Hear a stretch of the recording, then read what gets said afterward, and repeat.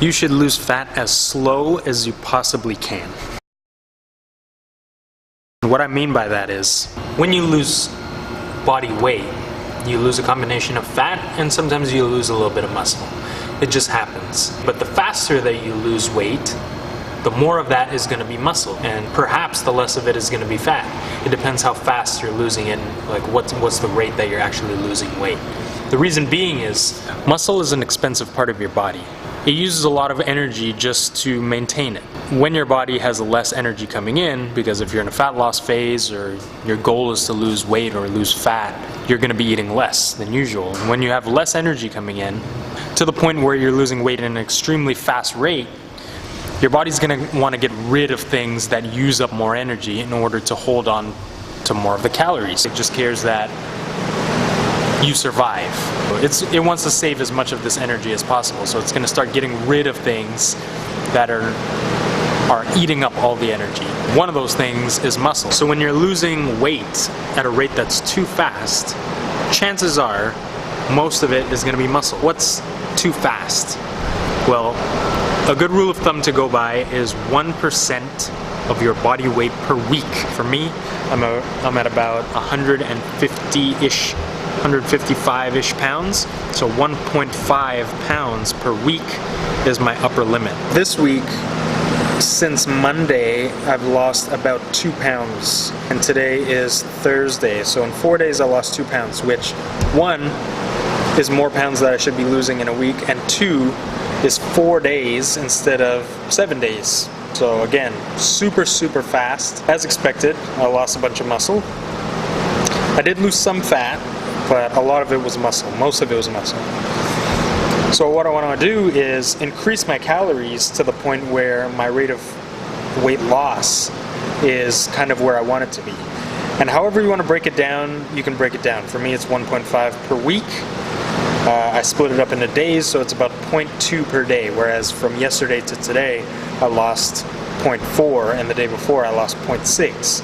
So you can see how that's pretty ahead of schedule and way too fast. You always want to be eating as much food as possible while losing weight. It's kind of counterintuitive. During this 8-week challenge that we have so far, most people are eating more than they ever thought they could possibly eat, and a lot of people have dropped 4, 5, 6, up to 12 pounds in the first week by eating more food, simply because their body required it, required more protein, it needed to get used to a steady amount of calories, and their metabolism needed a little bit of a boost. So if you're always dieting, you're always eating less calories, you're always in a diet mode, your body kind of shuts down the metabolism, starts getting rid of a lot of the muscle, which is burning up energy because you're eating so little. Eat as much as possible while you're losing fat, and try and lose weight as slow as possible.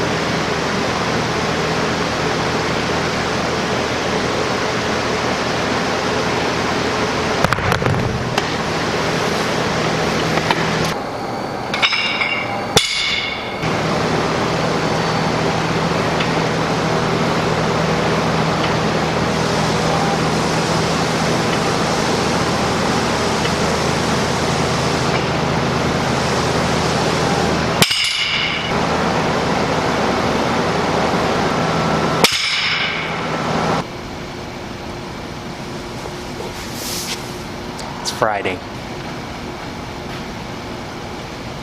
Just setting up for the class tonight. One thing I thought of, if you want to be successful, you got to win more than you lose. Every day Every decision that you make, every opportunity to make a decision throughout your entire day, you have an opportunity to win or lose. A win would be something like, do I stick to my diet? Or do I actually get up to go work out? A loss would be something like not going to the gym, or cheating on your diet, or if you're thinking about business, a win would be something like spending more time after work, like if you're at a job and you're trying to start your own business, on doing things to start your own business, whereas a loss would be something like watching a TV show after work instead of working on the actual business plan or anything that you have to get done. So wins don't have to be big. Everyone's so concerned about getting to the goal now, getting to the whole thing, the whole game, the whole battle. You have to focus on winning smaller battles, and if you do, then you'll win the whole battle. There's a saying in football which is, you don't concentrate on winning the whole game, you focus on winning the most plays. Because whichever team wins the most plays during the game will most likely win the whole game. But if you're focused on just winning the whole game, and not winning play by play by play, then you're lost there. You're distracted by the big picture, but you're not doing the small things that need to be done along the way in order for you to win the whole game. So if you want to achieve a goal, you should focus on winning more than losing. Winning all the smaller battles or winning all the smaller goals. And when you do, chances are you're going to get there. So if you string up a bunch of workouts together and a bunch of days where you hit your diet, chances are you're going to get to your goal. But if you're only focusing on, I need to lose weight, I need to lose fat, I need to gain a bunch of muscle, and not doing the things that need to be done on the way, because you're so distracted by, like, yeah, in the big picture I'm doing it, but you're not winning the small battles, you're probably not going to get there.